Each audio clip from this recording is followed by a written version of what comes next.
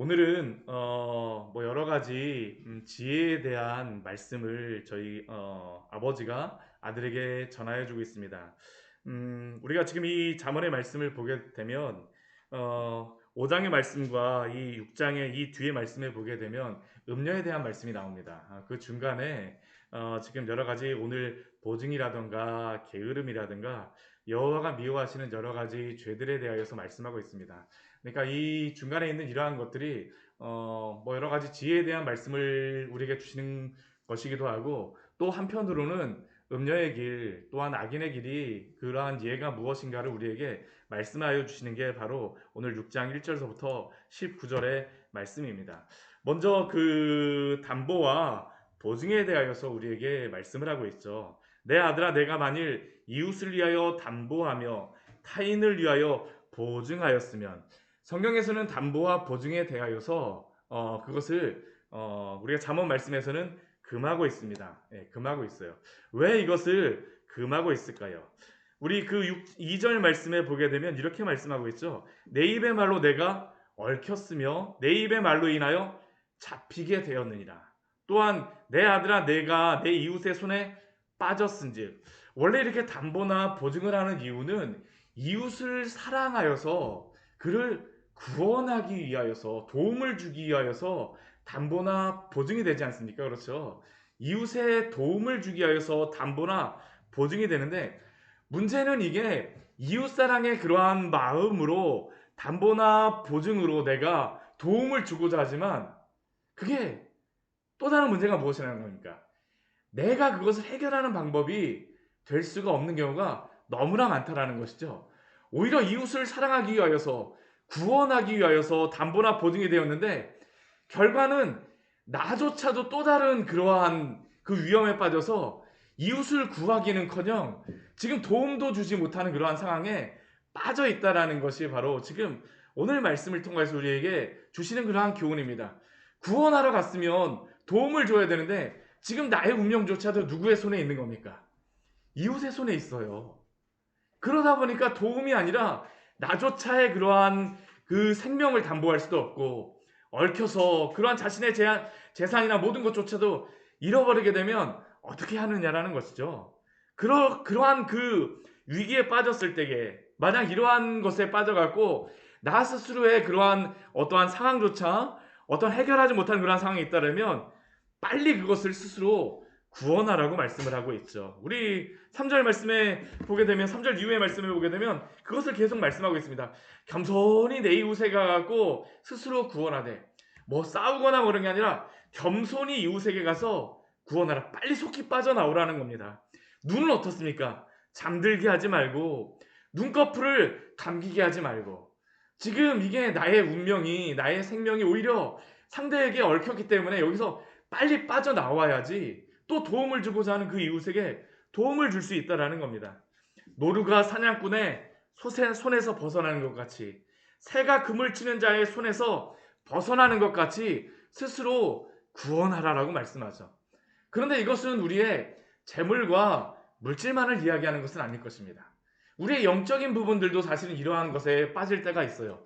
한번 생각을 해보십시오. 우리의 이웃을 위하여서, 우리의 친구를 위하여서 그 영혼에게 도움을 주겠다라고 무엇인가를 우리가 하겠다라고 하지만, 그러나 참된 도움과 지혜는 오직 누구만 주실 수 있을까요? 우리의 보증이 되어주시는 예수 그리스도만이 우리의 도움이 될 수 있습니다. 근데 우리가 도움을 준다라고 할 때 많은 다른 것들은 무엇을 주나요? 예수 그리스도 외에 다른 것들을 주려고 하죠. 그런데 그 다른 것들을 주려고 하면서 어떤 일들이 발생합니까? 나조차도 신앙의 타협이 발생할 때가 얼마나 많은지 모릅니다. 우리가 신앙을 잃어버릴 수도 있다는 것입니다. 오늘 말씀은 우리의 신앙에 대하여서 점검을 하는 것이죠. 이웃에게 도움을 주기 위하여서, 나의 어떠한 가족에게 도움을 주기 위하여서 담보나 보증이 되어준다고 하지만 우리가 보증이 되어질 수 없을 때가 있다는 것이죠. 우리의 신앙에 대하여서는 타협하지 말아야 됨을 기억하십시오. 그게 도움이 안 될 때도 있어요. 오히려 나의 신앙조차 잊어버리게 되면 어떻습니까? 구원하기는커녕 오히려 나의 신앙조차도 잃어버리고 오히려 그 악한 길로 가게 될 수 있다는 것이 바로 오늘 말씀입니다.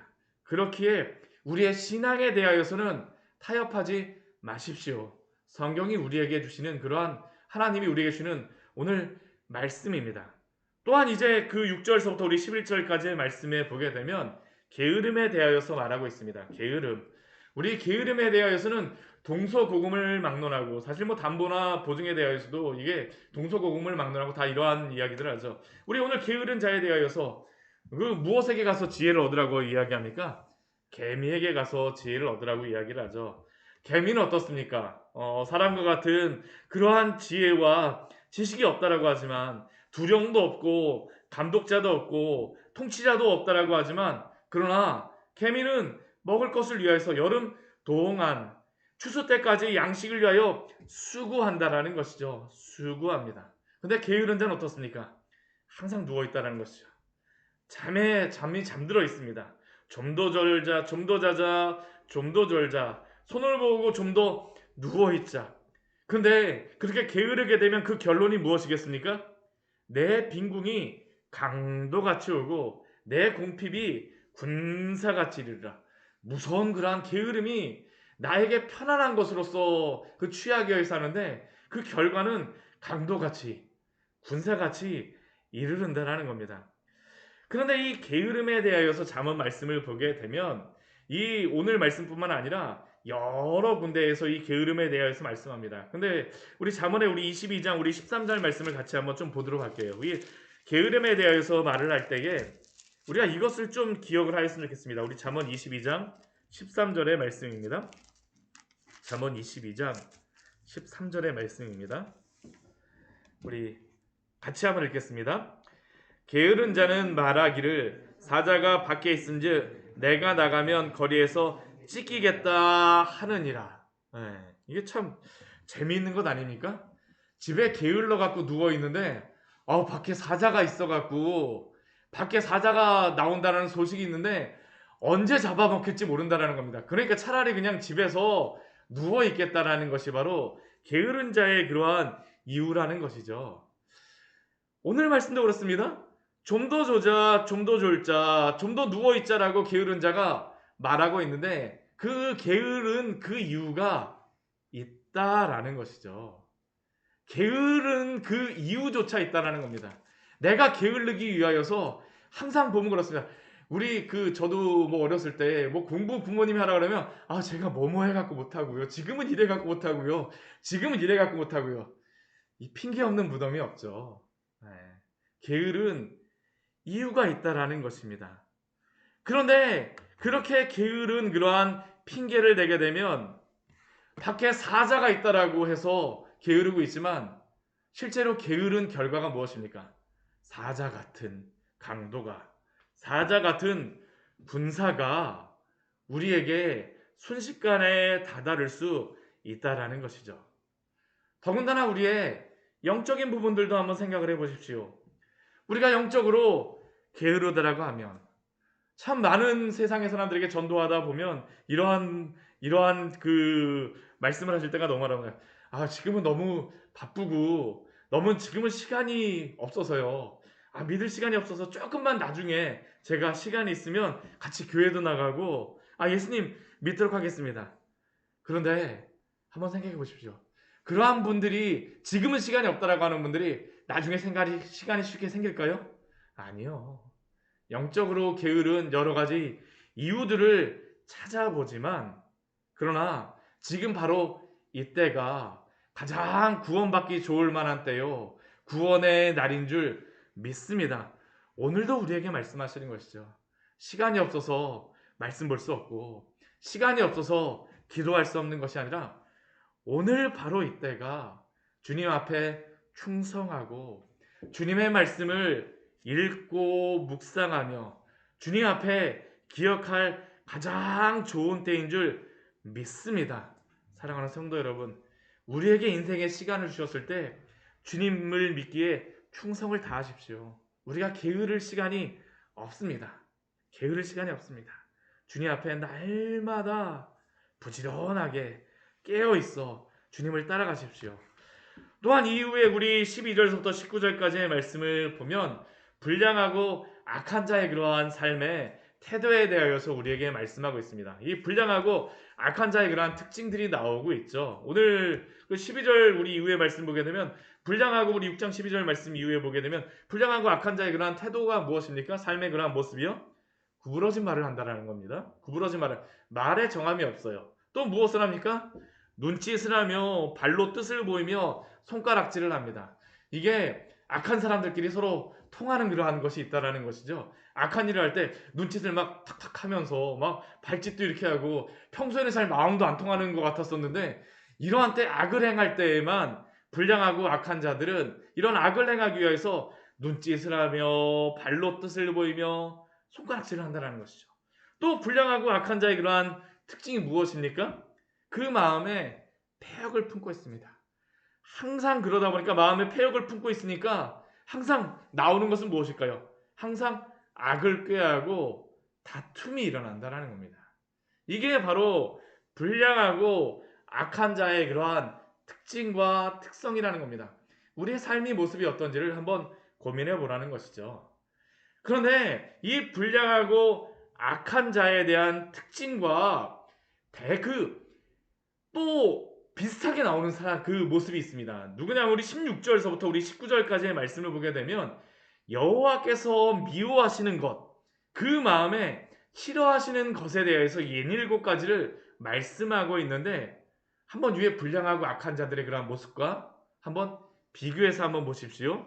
우리 교만한 눈, 우리 눈짓을 하면서 우리 앞에 우리 불량하고 악한 사람의 그런 모습 아닙니까? 거짓된 혀, 구부러진 말을 하고 다니죠.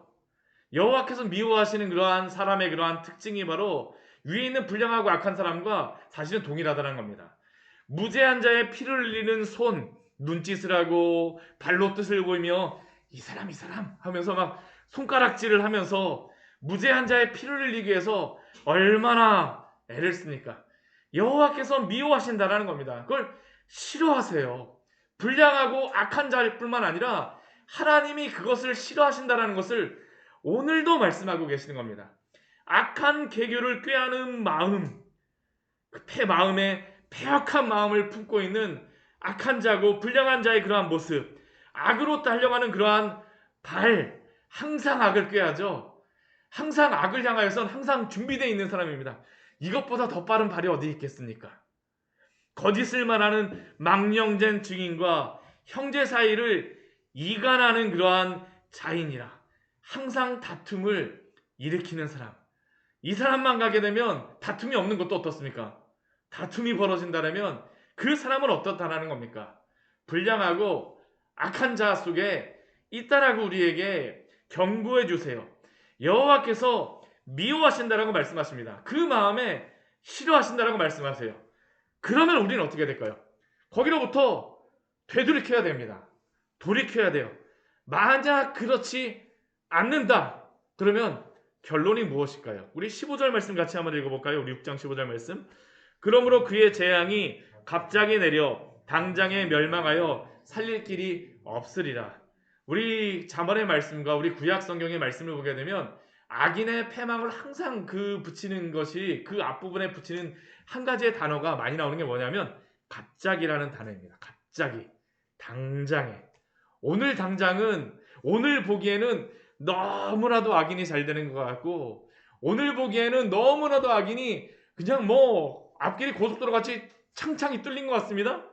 자손까지 잘 되는 것 같아요. 근데 하나님께서 뭐라고 말씀하실까요? 갑자기 심판을 하나님께서 내리시겠다라는 것이죠.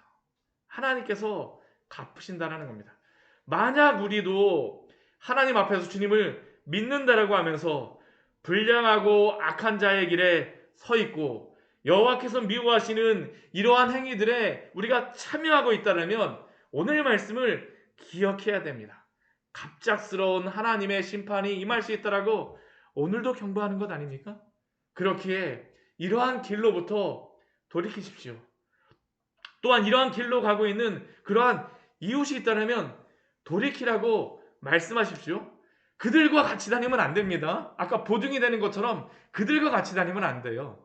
우리는 그들에게 진리를 말하고 거기로부터 돌이키라고 해야지 우리가 그들과 함께 다니면서 우리의 신앙을 잃어버리면 안 됩니다.